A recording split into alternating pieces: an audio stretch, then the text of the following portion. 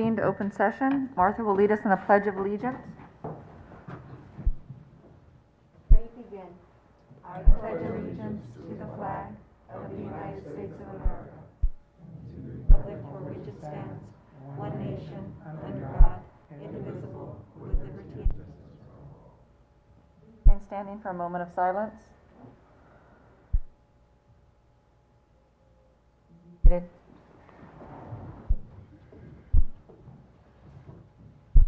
Report on action taken in closed session. There was no action taken. Call for an adoption of the agenda. So moved. Second. All in favor? Aye. Aye. Any opposed? Programs and presentations. Our first presentation is Extra Mile Employee Recognition. Ms. April Smith.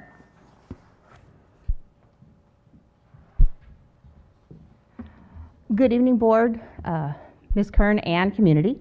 I'm here today to share with you an exciting program we have going on in the district. I spoke about it early in the fall, but we've had so much going on, I haven't really had a chance to revisit it. What it is, it's called the Extra Mile. It's a new program we have in the district. If at your desk, hopefully you have the school, the new newsletter that we're sending out. If you flip to the back page, it's actually an example of what the Extra Mile form looks like. This is an opportunity for anyone in our community or our schools to recognize the hard work of our Palo Verde Unified School District staff. This form is found on our website that anyone can access in the community. It's under the staff resources under forms, and it's called the Extra Mile. It's also sent out monthly with our newsletter. You guys all have the copy there? We've had many staff members recognized, and tonight I would like to share a few of their names, a little information about them with you guys. So on these forms we have the person that's being recognized, their name is on it, and what's really cool is over on the left-hand side, there is a place to mark their superpower. So the superpower in which they have is given the reason for them going the extra mile. So first off, I'd like to recognize Sonia Johnson. And Sonia Johnson was recognized by Rachel Angel. And Sonia's superpowers are teamwork, kindness, respect, service, and excellence. The next person being recognized is Monique Sane. Sorry, they put her maiden name there, it threw me. Monique Sane. She's recognized by Rosa Medina. Monique's superpowers are teamwork, kindness, respect, equity, service, excellence, innovation, relationships, and inclusion. Also being recognized tonight is Debbie Ariart. Miss Romero from Ruth Brown has recognized her tonight, and she says her superpowers are teamwork, kindness, respect, equity, service, excellence, innovation, relationships, and inclusion. Also being recognized today is Missy Clayton. Missy Clayton's superpowers, teamwork, kindness, respect, equity, service, excellence, innovation, relationships, and inclusion. Again, doing a wonderful job. Kristen Tenefos is also being recognized today. Her superpowers are teamwork, kindness, respect, service, excellence, and relationships. Also being recognized for going the extra mile with superpowers here is Regina Rios. Regina Rios is recognized for having the superpowers of teamwork, service, and excellence. Now the next person I want to point out received three. Three people recognized Yvette Sanchez. And Yvette Sanchez works here at the district office. Yvette is recognized for teamwork, service, and excellence. Yvette is also recognized for teamwork, kindness, respect, equity, service, excellent, innovation. Also, on the third one, she's being recognized for kindness, respect, service, excellence, and relationships. Each person could put a few words on here to give you kind of a little more in depth about the person, but I just feel this is a great way we're able to honor and recognize our staff members for doing a great job. These names will be in next month's newsletter. If you guys notice on the very front of the newsletter, there's a box that says Extra Mile. So that will be enlarged, and we'll have more information in that about who is being recognized for going the extra mile. So you'll see more of that. Also, during our weekly interviews that we do with Jim Morris from the radio station, I will be recognizing them on the radio as well. And also, I've reached out to Uriel at the newspaper, and he's responded, and he and I are working together to find a way to get this recognized in the newspaper. So we're so excited to have a way to recognize the amazing work at here in the Palo Verde Unified School District, and I just wanted to share this information. We talked about it at the beginning of the year, and I didn't want you guys to think we forgot about it. It's going strong. So if you know of anybody definitely wanting to recognize someone, please have them find our Extra Mile form on our website. Thanks. Great, thank you. That's wonderful. All right, our next presentation is Mr. Jesse Gutierrez from the Nutrition Services Department.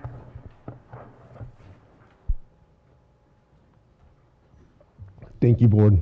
So I want to provide an update on my department, the status of how it's going, and just update on the plans that we have for the future. Let me try to do this. It's a down arrow? Sorry about that. All right. So first to begin, what I have listed is the objectives that I will have a chance to go over. Something that I do want to talk about is how we are currently providing meals to kids both in person as well as online. Want to be able to talk about the claim status as of now, where we stand. In addition to that, I also want to talk about some plans we have being able to move forward in the, for this upcoming school year as well.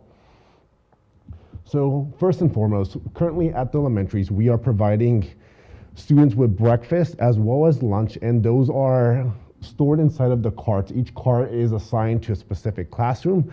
They're prepped at the elementaries. They're ready at 8:10 a.m., in which case, whether it's a paraeducator or a teacher can pick up the cart, take them to them with their classroom and provide them the meals wherever they choose to.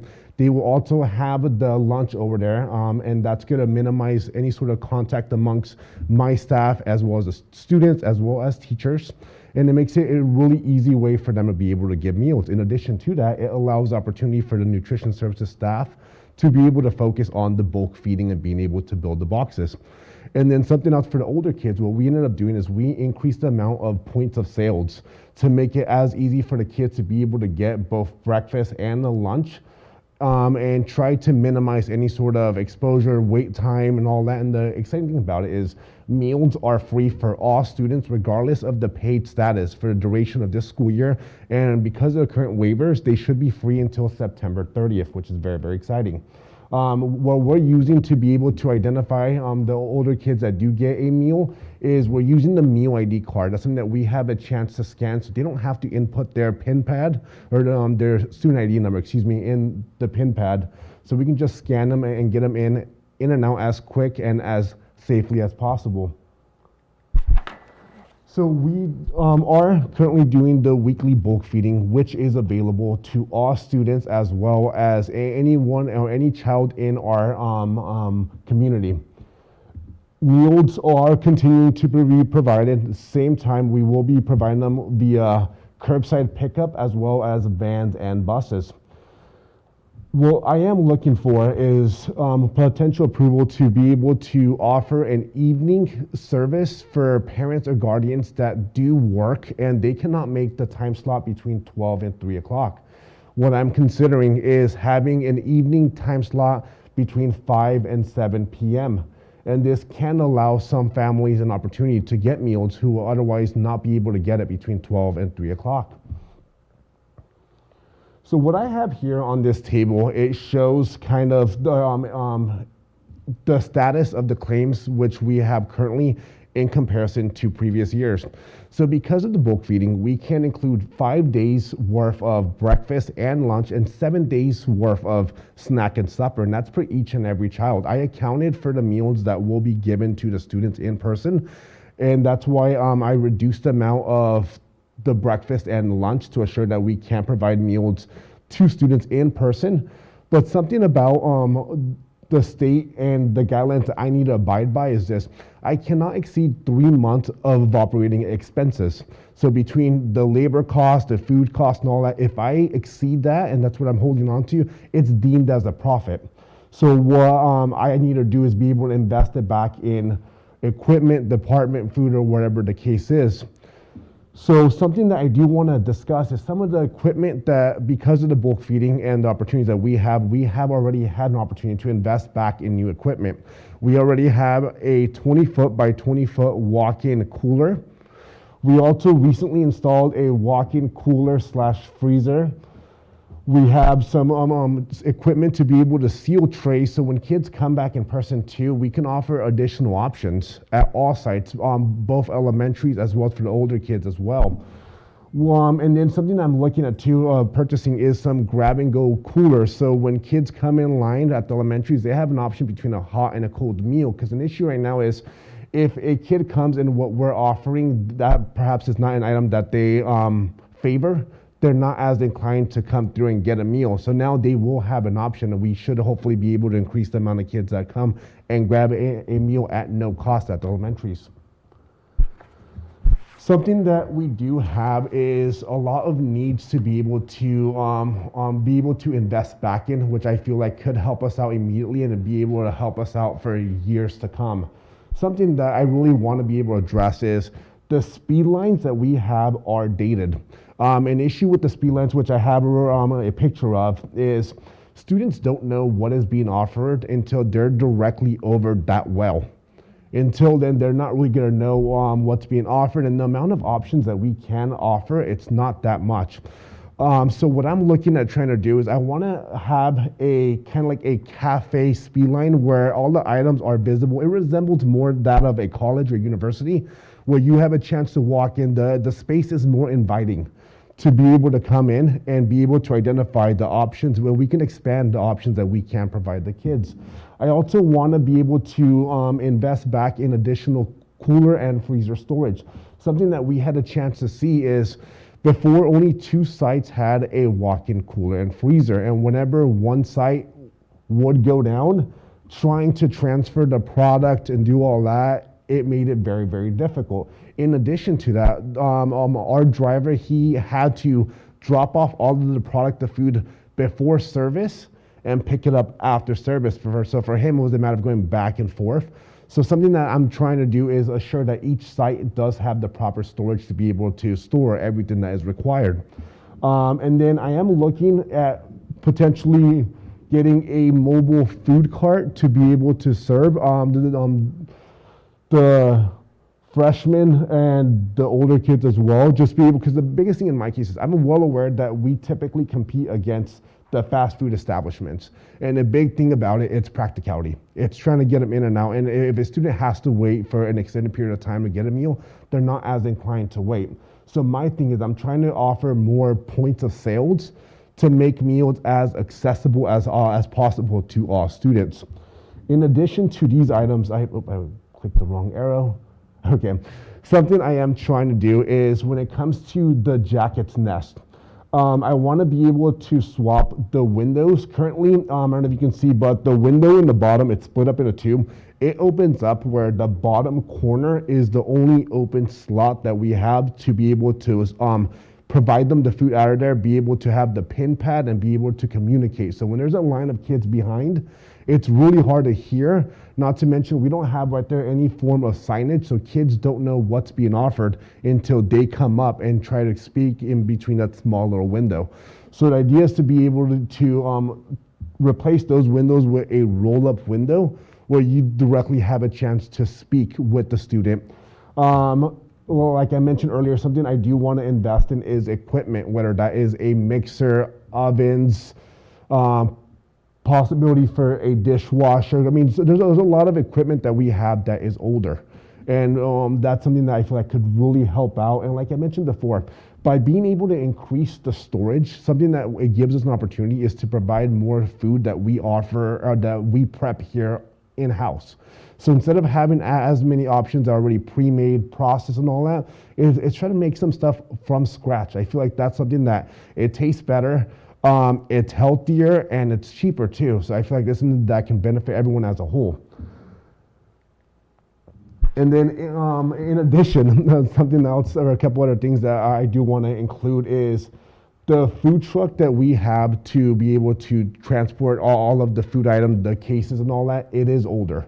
And at some point, we will need to be able to get a new truck, specifically the gate in the back of, oops, as I proceed to drop the controller, the gate in the back, the capacity that it can store, it's a smaller gate, you know, and there's times it doesn't really want to function really well. So that's something that I am looking at. And then specifically when it comes to the kitchen of Appleby, they weren't a fully functioning kitchen before, because when they built it, they scratched the hood as well as, sorry about that. Ooh. Oh. I'm gonna set this up here just so I don't drop it or skip the slide. So something in the big goal of mine was to be able to have it where they can have the hoods, the oven, they now have the storage. And that's something that I have had a chance to talk with inspectors and try to see the plans, what would be required to assure that that is a fully functioning kitchen. And then the last few things, it's just, I want to be able to get the milk boxes at each site that's older and a couple other equipment. All of this will be covered through the claims that we have had opportunity to get as a result of the bulk feeding. And I have here any questions or not, and thank you all very much for your time. Back in the 90s when I was working for the district and in charge of facilities, we took out every single dishwasher, and they were brand new because they weren't using the trays or anything. Mm-hmm. So now that you're going to put a dishwasher in, does that mean you're going to go back to things that have to be washed, like the trays and stuff? Correct, yes. So Okay. the biggest thing is the cafe specifically. My goal is to get students in and out as quick as possible, and I do want to offer them additional options. So I feel like if they have a larger place to be able to set all of the items in there, it's more inclined to increase the total sales that we have. And that's why for that specific site, for them to be able to package everything, prep everything, I feel like if we do provide them with the equipment that's needed, so they don't have to, the staff doesn't have to focus so much on being able to clean the dishes because we have the equipment to be able to clean it. It gives them a great opportunity to make sure everything's stocked up, packaged, and good to go. Yeah, and I agree with you on the high school. That serving line, we did it in '93. Yeah. And it was obsolete then, and we just tried to make it a little bit more convenient. But, I mean, it's the cafeteria at the high school is not inviting. It needs to be inviting, otherwise you're never going to compete against McDonald's or so forth. And I agree with you. I've been trying to get that renovated even when I worked for the district and afterwards as board member, just the funding's not there.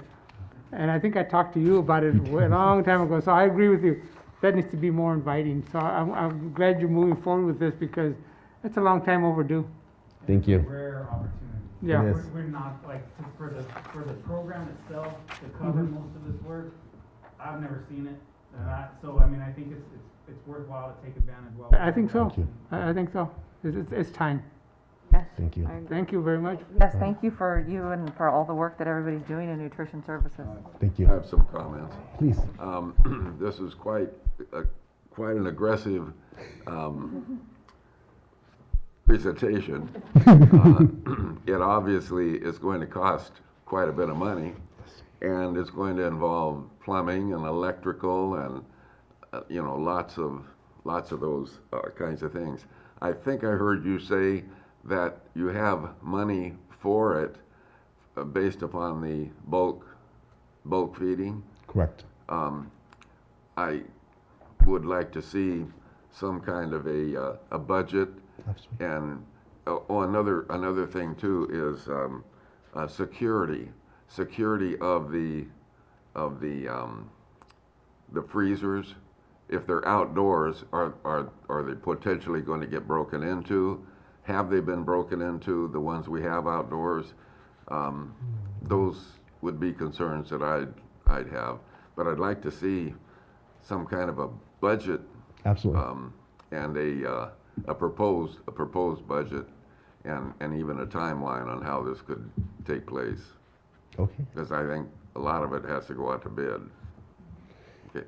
Yeah, and then with this entire process too, when it comes to any equipment, I am having a chance to contact companies and getting a minimum of 3 bids, and and then majority of the stuff too, it does have the opportunity to be able to lock up. Even the cafe, and the drinks, it does have a screen lock where we can assure that at all times the food item is secure.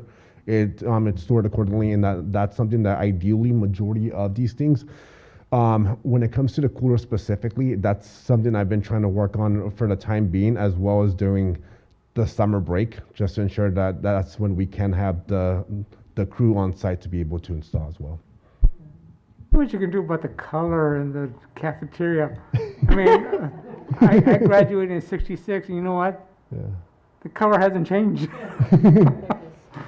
The cafeteria space too. It's just not inviting at Yeah. all. It's just, The biggest thing in my case, and when I had a chance to ask about any sort of clarification with the state of what I'm allowed to do and not do, is because it's served for a multi-purpose room and not solely for food service. They mentioned that that space where the speed line is, I am allowed to be able to change up whether it's the colors, the tile possibly, and all that stuff. But when it goes beyond that space, unfortunately, I'm not allowed. well, that's facilities, but maybe Yeah, but- facilities will get the hint eventually. Yeah. Well, thank you. Thank you. Diana has a Oh, question. Absolutely. Question. Sorry about So that. you said you're looking into the providing services from 5 to 7, and that's going to be only at one location. Do you have an idea more or less as to how many families we would be serving? Applebee's, so the reason why I'm considering over there is because the space that they have, they can accommodate for a larger quantity of boxes. Give or take right now, we're providing around 200 to 250 meals at that site alone. The idea would be able to double it. So they would prepare a minimum of 500 to 600. So the evening service, we should be able to facilitate up to 350 boxes. And that's something that we can adapt accordingly in terms of if we identify that there is a need, what we can do is assure that perhaps we can prep additional items or have additional support or the time if it's needed to extend it to assure that every family does have an opportunity to get a bulk box. That's wonderful to be able to do that at that yeah. time of night, because it Yeah. does have to be hard you. for a lot Yeah. of families that are working. Would that not take a lot more labor? So the biggest thing in my case is this: they will be able to build the boxes and have the dry goods.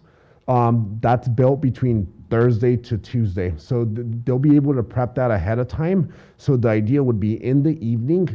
That evening crew would solely have to be able to place the cold goods, the goods that are frozen, in the boxes and be able to seal just to make sure that the food is kept at the proper temperature. So the evening crew, all they would need to worry about is putting the cold food inside, being able to serve the boxes, and then at the end of the night, any boxes that are extra, being able to take out those cold goods. And since they now have a walk-in freezer and cooler, they have a chance to store them in the appropriate temperature. Thank you. Yeah, no problem. Okay, thank you, Jesse. Thank you. All right, our next presentation is a JROTC update. Mr. Sanchez. Oh. And Ms. Smith. April's gonna do the talking. I'm just gonna stand back and smile. I am the PowerPoint. Yeah, Milton's So just be pointing. Milton's my PowerPoint. So this is an update on the JROTC. We'd been asked about this earlier, and so I did want to share with you guys kind of where we were with this. Now that JROTC instructors are part of the PVTA, the PVTA has to expand and restructure so that they can incorporate these instructors into their contract. We started to meet in November in regards to this. Fortunately, and on a good note, we had a really good meeting. The labor rep that we work with the PVTA brought some knowledge, so that was nice. But unfortunately, there's been a lot of things happen since then, not just for our district, but for also PVTA when it comes to competing priorities, when it comes to negotiations and COVID and stuff.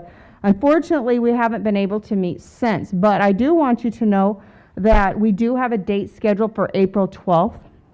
We will be meeting with them again. I believe we're meeting from 1 to 3, and we do know that we need to get that going. A couple of things I wanted you to be aware of that we need to work with PBTA on would be the job descriptions for these positions, the salary schedule for these positions, and again, it's 2 positions. Something that's really important to keep in mind as well is that the certificate that these particular people hold is different than what PBTA is used to. So they have to restructure and understand what that entails. The certification that they require, there's 2 positions. One is called the Senior Army Instructor, and the other one is called Army Instructor. They both require a U.S. Army Cadet Commission certification. So those are what the PBTA has to kind of wrap their head around, get this into their program. We're doing what we can. We know this is what we want to try and get done for next year. I just want you to know we are doing our best working with PBTA. I don't want you to think we've forgotten about it. Depends on PBTA at this point, what we can get done, what we can get accomplished. So I just kind of want to give you guys an idea where we are at with this. Know that we are working. We do have a date in place. I set the date up with their labor rep, so we know we have a group of people working together on it. So that's about all I have on that update. Do you want to add? No, I feel optimistic given that we've gotten through contract negotiations Yeah. with PVTA. We've gotten both of the return to school MOUs, so it should be easy to prioritize the JROTC. But, just there were other things that were kind of in front of that. Them and us. Yeah, both sides. Both sides had competing priorities at this point. I believe we have one of the positions flown. Is that how that's? Okay. No, No. so we don't have them flown because we don't have job descriptions, we don't have salary schedules. Until we have those things, we can't fly the position because we don't have anything to fly. So that's what we're waiting on to get accomplished with PBTA. So Are we anticipating the job descriptions to be developed by the Teachers Association? I would assume it'd be negotiated together with them and us working It would be a together. consultation. Yeah. Yeah, because if we wait for PVTA and they drag their heels, we'll never get it done. Yeah, I understand that, but the fact that they're part of PBTA, we have to have them a part of the negotiation. So like I said, we're working hard to meet with them. We'll do our best to work as fast as we can with that. With that being said, it's a big lift. I mean, because we've got between the job description, the salary description, and then the different certification that they have to deal with. So just want to put that on your radar. It's a lot we're dealing with. Like Milton said, fortunately, we've got the MOUs done. We worked with a contract. We've got some language done. We had a great meeting with them earlier this month. So hopefully we can work forward and get that taken care of. So, thank you. Any questions? All right, Ms. Lois Schaefer, our updates on statewide assessments.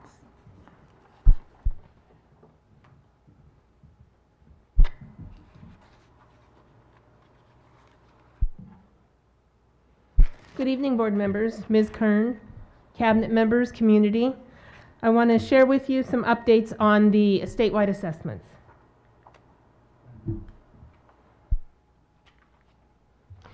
What I'm going to be talking about with you is state testing, the waiver process, our local measures, and what this means for PVUSD. The normal year state assessments are we have SBAC, English Language Arts, in 3rd through 8th grades and 11th grade. We have the SBAC Math in 3rd through 8th grades and 11th grade. We have the CAST, which is the California Science Test, and that's in 5th grade, 8th grade, and one time in high school. And they ask that it's given the students last year of taking a science class. And we have the LPAC, which is the English Learner Assessment. Those are the normal state assessments we would give on any given year. So I want to talk to you now about the waiver process. In February of 2021, the State Board of Education made some decisions. One of them is they decoupled accountability. And what that means is we have the dashboard. Any testing that happens in our district won't be put on the dashboard.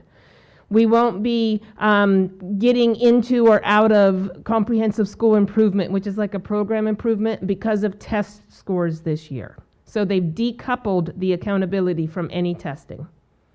They waived the 95% testing requirement. This requirement has gotten us a couple times. The normal year, 95% of your students need to take the statewide assessments. In any percentage less than that, we get dinged a few points on our dashboard. Not just all students, but student groups. So if we have 100 special ed students and 90 of them take the state assessments, we get dinged for those 5 students. They have extended testing through July 30th, 2021, which normally it's ending the last day of school. And they have waived the CAST test, which remember is the science test. So in February, they said you don't have to take the science test statewide. Now we come to March. In March, the State Board of Education passed a rule that allows districts to use the SBACs, ELA and math, English language arts and math, or other diagnostic, benchmark, or interim assessments that are aligned with state standards available to students, to assess students in grades 3 through 8 and in grade 11. They are uniformly administered, and that they provide results that can be reported to parents, guardians, educators about individual students, and to the public by school and by district, and are disaggregated by student group. If you'll remember, when I present state testing to you, I say, here is how 3rd grade did, here's how 8th grade did, here is how our Hispanic group did, here's how our special education group did. The State Board of Education is allowing districts, because of COVID this year and the school situation, to, if you have diagnostic tests that you use in your district, as long as it's uniform and it meets these requirements, you can do that, or you could do the SBAC. Now, the waiver was submitted to CDE. I said the U.S. September of the Education. That's the U.S. Department of Education. They submitted it to the U.S. Department of Education. And here's a quote from Rachel Maves, who is the Deputy Superintendent for the California Department of Education. At this time, we have not received the green light to move forward with operationalizing board action to allow LEAs to utilize the assessments that best meet their local context. What she's saying in education speak is, we've submitted it, but U.S. Department of Education hasn't answered. So, as a recap, SBAC for English Language Arts in grades 3 through 8 and 11 is still in the waiver process. SBAC for math in grades 3 through 8 and 11 is still in the waiver process. CAST, which is the science test, for 5th, 8th, and high school is not required. The LPAC, which is the English learner test, is still required, and we are actually having students take that now remotely and on campus. They're starting on campus next week. This week, they started yesterday. Our local measures, if we can do this, is we have STAR reading. We use this 1st through 12th grade. We have STAR math, which we also use 1st through 12th grade. We have STAR early literacy, which is for kindergarten. And we have the desired results developmental profile, the DRDP, which we use at pre-K. Plus we have curriculum embedded assessments. At the end of a unit in math, the students take a math assessment. At the end of one of the units in language arts, they take a language arts assessment. We have different assessments we have available for local measures. Our local measures that we've chosen to use for the state waiver is STAR reading, 3rd through 8th grade and 11th grade, and STAR math, 3rd through 8th grade and 11th grade. So what this means for Palo Verde Unified School District, we are completing the summative LPAC with our English learners.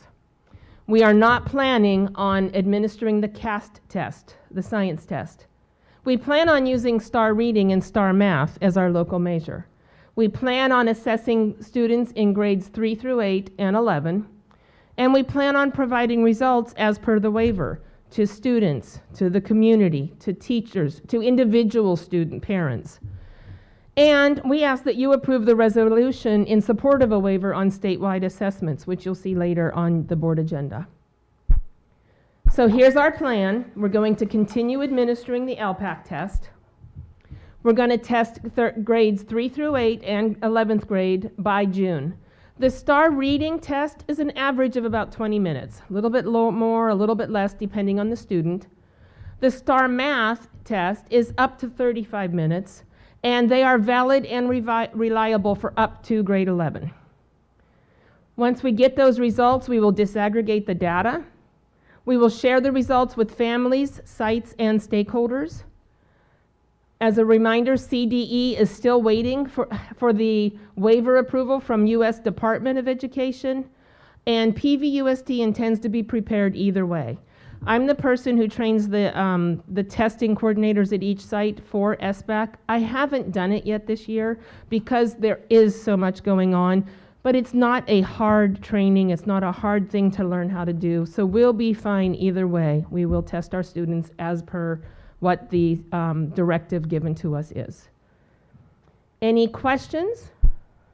I guess my question would be is really what is the validity of state tests at this point for kids when such a large % of them are on distance learning and really if they want an answer, they just Google it? I have that concern too, the security of state testing being done from home. It wipes out, anyone can take pictures. The normal testing in the classroom, you're not allowed to have your phone out, you're not allowed to you have to put it away, you can't even have it at your desk in case someone takes a picture. If there are photos online, the testing company finds that person, goes and does an investigation. So I do have the same concern. So I'm really hoping that we can use the STAR reading and STAR math this year to protect the validity, reliability, security of the state testing. And the time, I mean, the time, what is the time on the SBAC for one of these grade levels? They shortened it. It used to be about 4 hours for English language arts and about 3 hours for math, and they cut that in half. But that's still 2 hours Still and a an long hour and a time for half. It's somebody still that's- much longer than STAR reading and STAR math. Right. All right. Any other questions? Thank you. Great, thank you for your time, Lois. Of course. All right, our next presentation is Ms. Kern with the summer school programs.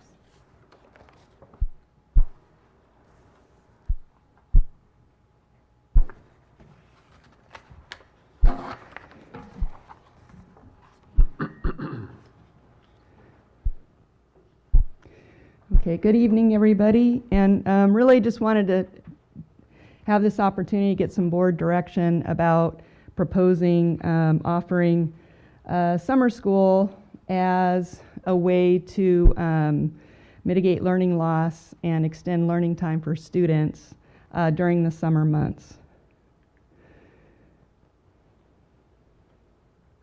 So the overview would be that the proposal would be that we offer for grades 1 through 12, elementary grades 1 to 8, elementary, it would be a 6-week program, and our proposed dates would be June 14th to the 23rd. And then for high school grades 9 through 12, 6-week program, and have it in the same date range, as well as extending ESY for students receiving special ed services during the summer months, so it matches. Then the staffing to support the learning of students would be multiple subject teachers in elementary, supported with paraeducator, nutrition services, transportation, custodial office staff, kind of the typical staff to run a summer school program for both elementary and secondary. We would intend to hire core teachers at the secondary level, students that need to do credit recovery for ELA. We would prefer to have taught directly from ELA teachers, math, science, social studies. And then in addition, for other areas that may need to be recovered, other single subject teachers that could possibly support credit recovery programs if that was outside of their teaching credential range. That would be supported by paraeducators, nutritional services, transportation office staff, and custodial.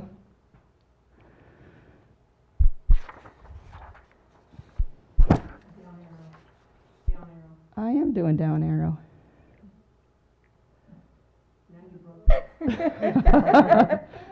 Are you help me out, Janine? There you go. Okay. Now there is some funding from the state, AB 86, that we would that we currently qualify upwards to about $900,000. We need to develop a plan for that, which we're in development right now. But one of the items of that plan would be summer school as a recovery program. So we would qualify for the grant. It's an expanded learning opportunities grant.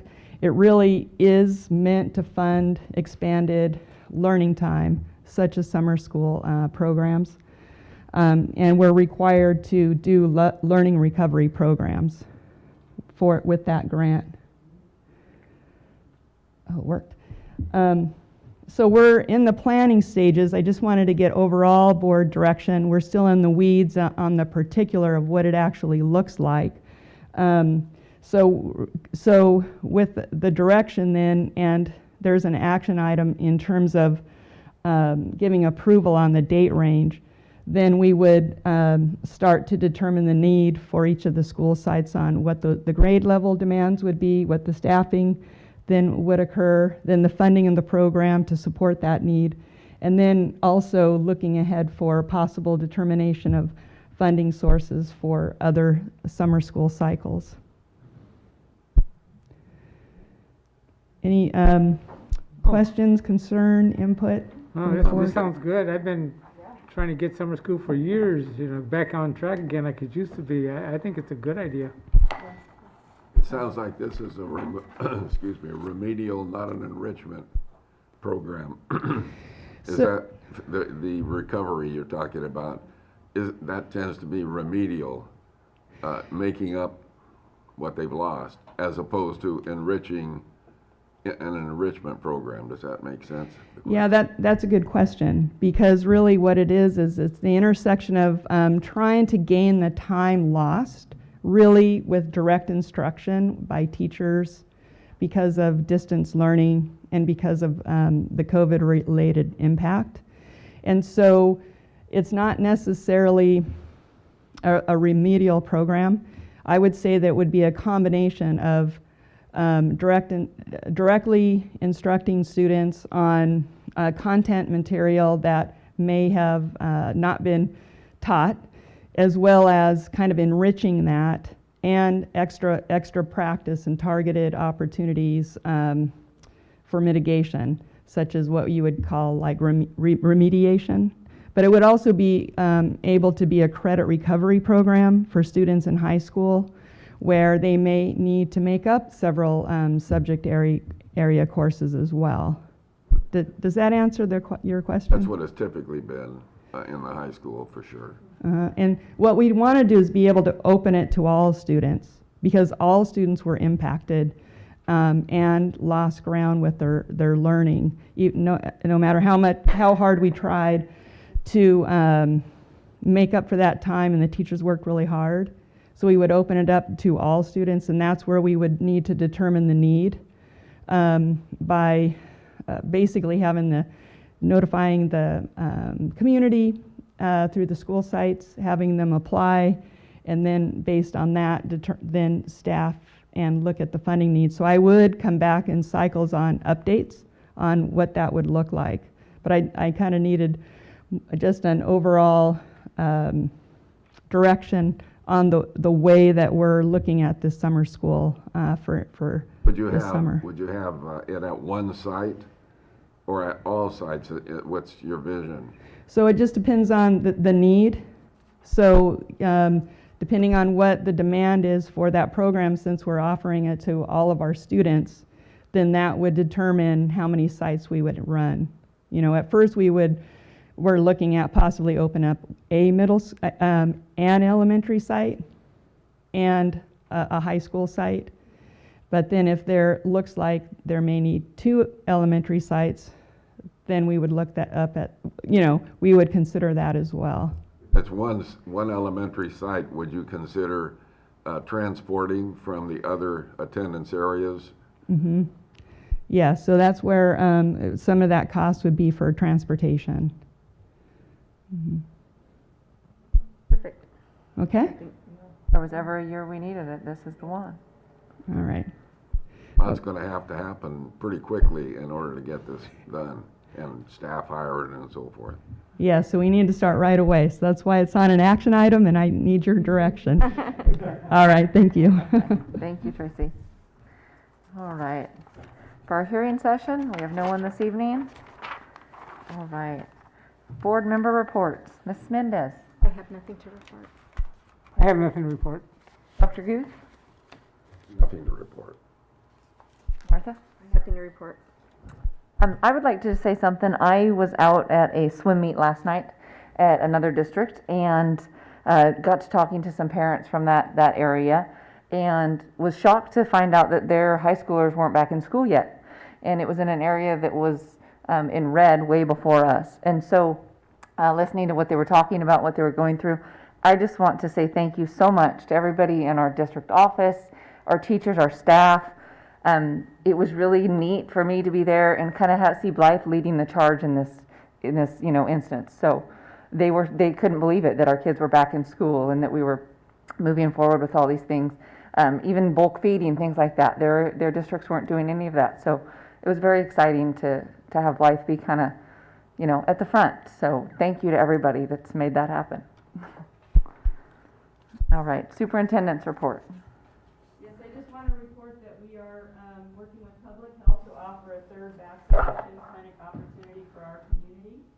So April 6th will be the second vaccine round for the Moderna, and that people that did that first round back in March will get an email for them to register, and if they don't get an email, then we're going to have them contact the district office for us to support them to register for an appointment.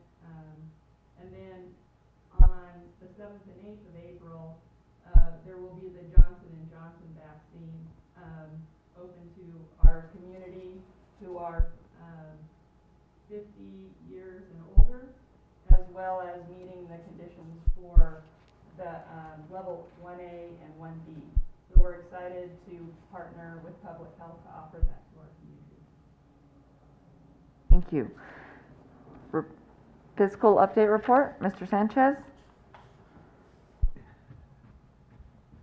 Good evening, board, superintendent, and our community. Just going to kind of talk about what's coming up in the consent and action items section of tonight's agenda. The board will see an item for an update to the C&G MOU, and the MOU is just supporting the one that we passed in the past. All it's doing, this one is just giving us a right of entry, not so much us, but the contractor that we're going to hire to install the compressor. The previous MOU didn't include any right of entry language, so this is just an update to that. You'll see that it's very short, sweet, and to the point. So I just wanted to speak to that.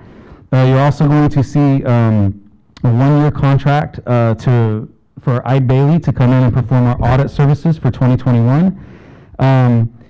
I also, it's way out, so assuming the world is still spinning come November, I've already set a calendar for cabinet to discuss whether we want to switch audit firms going into 21-22.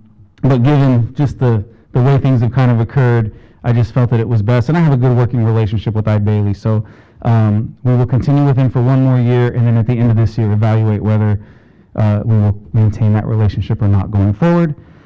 There is also a resolution, I believe it's number 17, that we're asking you guys to approve, and this one is very routine. It's something that we do every year. All I'm asking is that we receive authorization to encumber next year's funds in this fiscal year, and it just makes planning and purchasing much more efficient. If the secretaries and schools are allowed to order this year, we can put everything into the system for next year so that when July 1 hits, we just push a button and everything goes. If we don't do this resolution, we're doing that work on July 1, and it just puts us that far behind. So very routine. The other thing you guys are going to see is a bid approval from a company called Gigacom. We went out to bid for category 2 items for E-rate. It's switches and routers and things like that. It has to do with our internet connectivity. And we had, I think, about 5 responsive bids, but I think there were 3 that did not qualify for various reasons. So we ended up with 2 that we were able to evaluate, and we selected Gigacom, and primarily because the equipment that was in their package is certainly compatible with what we already have going on in our network, so we felt really confident with that bid package. And I think that the score was really, I think it was like a point away from each other, the other vendor, but for us, that's kind of what tipped them over is we're familiar with what they're selling us. So we selected them for that reason. And then the last thing that I want to speak to that you'll see on the agenda as an action item is a approval to hire a temporary custodian. It's the district's position that, given our current facility square footage and whatnot, that we do have an adequate custodial team to serve all of our areas. I would say that in normal time. Given that we're in COVID, there's a lot more sanitizing going on in between, class sessions and things like that. We have plastic tables and chairs we're putting up every morning, every afternoon. There's just more activity going on. And so what we're asking for is a temporary custodian who would work through July 31st of this year, get us through, ideally the end of the COVID stuff, but we'll see and then it gives us the opportunity to reevaluate for next year. If come July we're still facing the same challenges, the same requirements, the same everything, then we may lean toward renewing that for a longer period of time. But for right now, I think it's a good way to support our unit. It's a good way to support our custodial team, CSEA. It's going to take a load off the para-eds. So it's our position that you recommend approval of that as well. Any questions on the business update? Questions? No? Thank you. Thank you, Milton. All right. Reports of associations. We have a readout from CSEA. Good evening, board members and Superintendent Kern. We are still in the process of negotiating with the district on an MOU for the return of students for in-person learning. So far, the district's counter proposals have been unsatisfactory as they weren't addressing our staffing needs or compensation of our members. My team and I feel that the proposal as is wouldn't pass with our members. Many of them, especially the paras, are feeling overused, fed up, and undervalued as they receive news of neighboring districts' classified workers receiving monetary compensation as well as extra help in order to open up. Also, while the intent of the bulk feeding in order to keep the community's children is very admirable, it has taken a hard toll on many of our kitchen staff, paras, and transportation workers this past year. It's certainly not as easy as you would be led to believe, especially when quite often we aren't fully staffed. Our paras also have been used in so many ways other than helping students learn. We feel that the district didn't have a real plan for the reopening other than let's do it and get it over with, even after asking for but never receiving a plan so we could be better prepared. So it's understandable that our members are hesitant and concerned. However, we do not understand the ever-changing protocols and craziness of this pandemic situation, but could have been a little better prepared. Tonight we are having a special meeting with our members while the board meeting is going on to hopefully ease the tension and see where their heads are at. I will say this, though, the district has since Friday agreed to a 6-hour temporary custodial position to help with that staffing issue, which will be very helpful.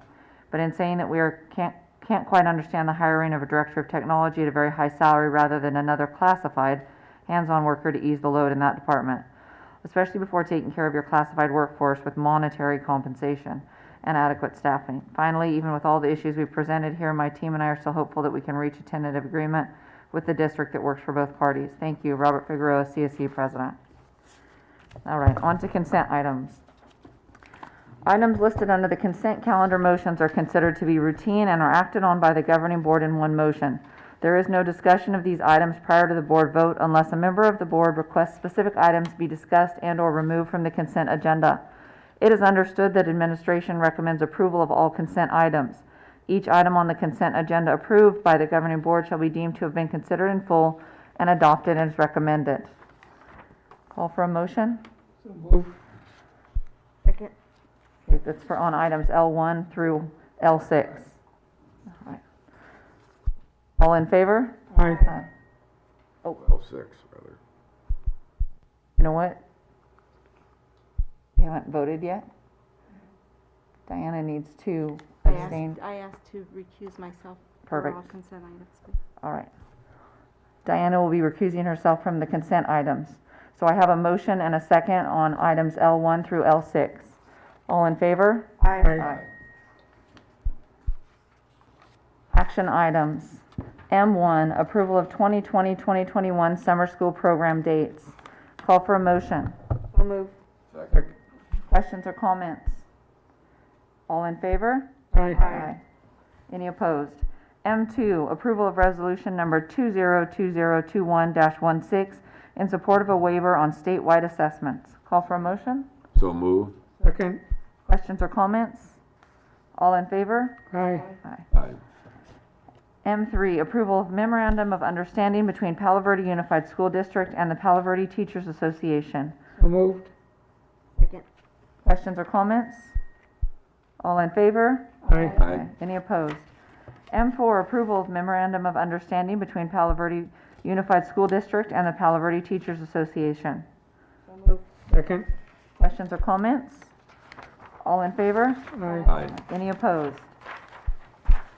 M5, first reading and approval, adoption of job description and new position, 1 Director of Technology with update to salary schedule 105. Call for a motion?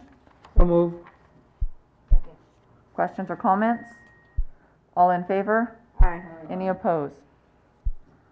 M6, approval of new position, 1 6-hour temporary custodian. Call for a motion? So So moved. moved. Second. Questions or comments? All in favor? Aye. Any opposed? M7, approval of 2020-2021 single plans for student achievement for Ruth Brown Elementary and Margaret White Elementary. Call for a motion? So moved. Second. Questions or comments? All in favor? Aye. Aye. Any opposed? M8, approval of contract with Eide Bailey CPAs and business advisors. So moved. Second. Questions or comments? All in favor? Aye. Any opposed? M9, approval of resolution number 2020-2021-17, authorization to encumber funds for the following fiscal year. Call for a motion? So moved. Second. Questions or comments? All in favor? Aye. Aye. Any opposed? M10, approval of E-rate bid proposal from Gigacom. Call for a motion? So moved. Second. Questions or comments? All in favor? Aye. Aye. Any opposed? M11, approval amendment to memorandum of understanding, Palo Verde Unified School District and Palo Verde Valley Transit Agency, CNG fueling station. Call for a motion? So move. Second. Questions or comments? All in favor? Aye. Any opposed? On to discussion and information items. N1, first reading and discussion, cybersecurity textbook adoption. Questions or comments? N2, first reading and discussion, board policy 6112, school day. Questions or comments? Any other business? There was one thing I think some of the kids are confused of, the cell phones, the policy. Are they allowed to take cell phones? Is it restricted that you can't? And when I talk to some of the students, they say, yeah, we can take them. And then when I talked to administration, they said, no, they're not allowed cell phones. So I don't know what the policy is. Maybe you can give us some clarification on the policy of cell phones. And I know there was some new laws came out, so I'm just curious. We have a policy, Yeah. and it may not be communicated to everyone. What are you asking?